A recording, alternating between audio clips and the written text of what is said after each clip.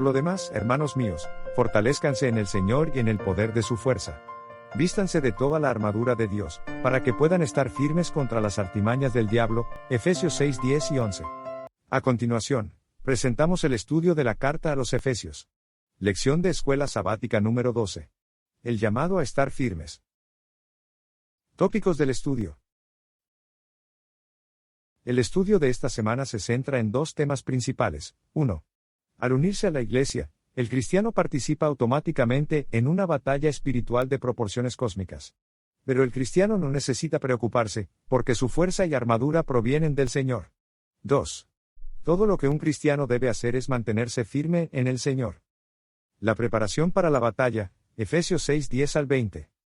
Cuando un ejército de la antigüedad se preparaba para ir al campo de batalla, el general arengaba a sus hombres para envalentonarlos ante la inminente batalla, primer libro de Samuel 4:9.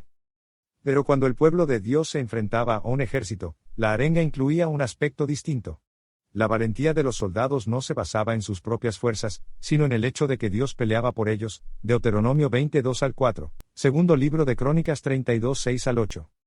Consciente de la batalla espiritual en la que estamos inmersos, Pablo nos arenga a fortalecernos en el Señor, y en el poder de su fuerza, Efesios 6:10. Pablo vuelve a emitir el llamado a tomar las armas. Los creyentes deben vestirse de toda la armadura de Dios para mantenerse firmes en la batalla, Efesios 6:13, ajustarse el cinturón, colocarse la coraza, el calzado, el escudo, el yelmo y la espada, Efesios 6:14 al 17. Pablo invita a los creyentes, ahora totalmente armados y listos para entrar en combate, a hacer lo que harían los soldados en el antiguo campo de batalla, es decir, orar, Efesios 6, 18 al 20. Al reflejar las exhortaciones de guerra o los discursos previos a la batalla del Antiguo Testamento, Pablo habla de la misión de la Iglesia en términos de conflicto militar y armas. Pablo señala esto en su primer mandato general: fortalezcanse en el Señor y en el poder de su fuerza, Efesios 6:10. Solo podremos vencer a enemigos que son mucho más poderosos que nosotros, dependemos de Cristo, y nos colocamos su armadura. La clave del éxito de los soldados no era la confianza en sí mismos, sino la confianza firme en el poder de Dios y en su provisión para el éxito.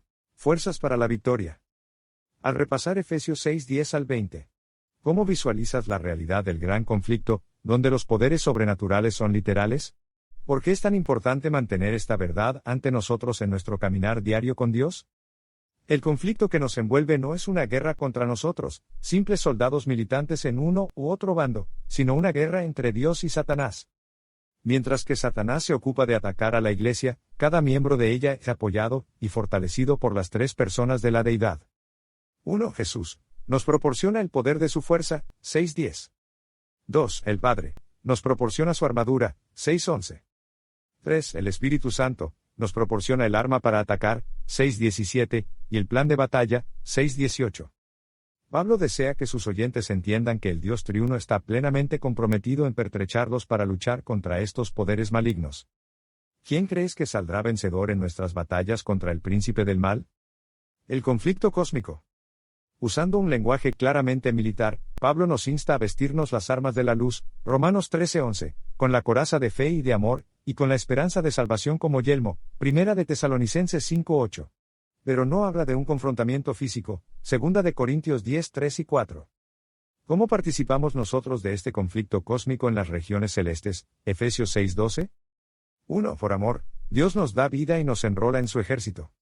2. Nos usa como embajadores ante los poderes enemigos. 3. Nos fortalece con poder. 4. Nos proporciona dones para perfeccionarnos. 5. Nos viste con justicia y santidad. 6. Nos da su armadura para resistir en la batalla.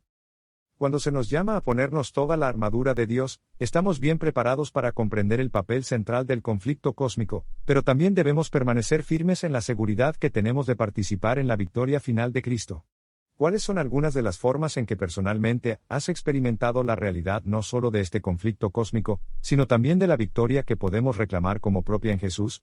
¿Por qué entendemos que su victoria en nuestro favor es fundamental para nuestra esperanza y experiencia? Mantenerse firmes. Lee Efesios 6, 10 al 20, y observa cada vez que Pablo utiliza alguna forma de la frase estar, o quedar, firmes. ¿Por qué esta idea es tan importante para él? Las batallas del mundo antiguo se desarrollaban en tres fases. 1. Marchar al encuentro del enemigo. 2. Mantenerse firmes y defender la posición en una lucha cuerpo a cuerpo. Y 3.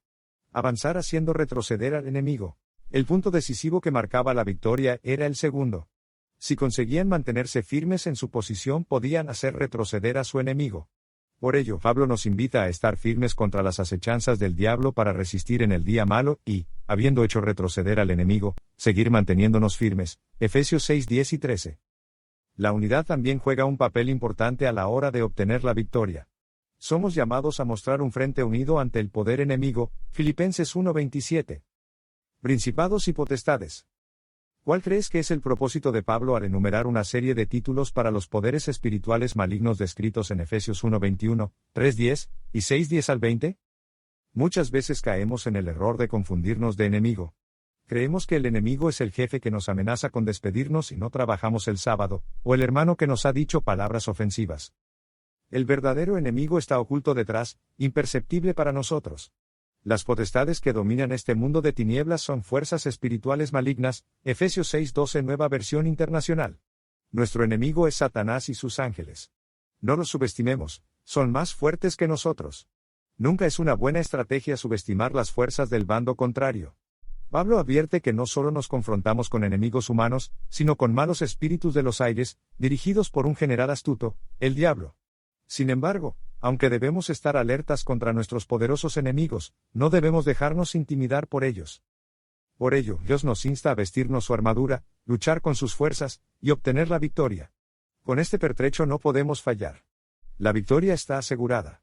La fuente del poder y la fuerza no reside en nuestros propios músculos, armaduras, armas, habilidades de batalla ni estrategias. Más bien, nuestra única fuente de poder está, como siempre, en el Señor. Luchamos como luchó el Señor, aplastando el mal y los poderes mundanos con el poder del amor y la justicia que emana de la cruz. La cruz es del Señor, no nuestra. Fue el Señor quien obtuvo la victoria sobre los poderes del mal en la cruz, fue el Señor quien resucitó y ascendió a los cielos. Es en virtud de esta victoria que el Señor Jesús le brinda a la Iglesia su resurrección, su vida y bendiciones, sus dones. Y ahora su armadura.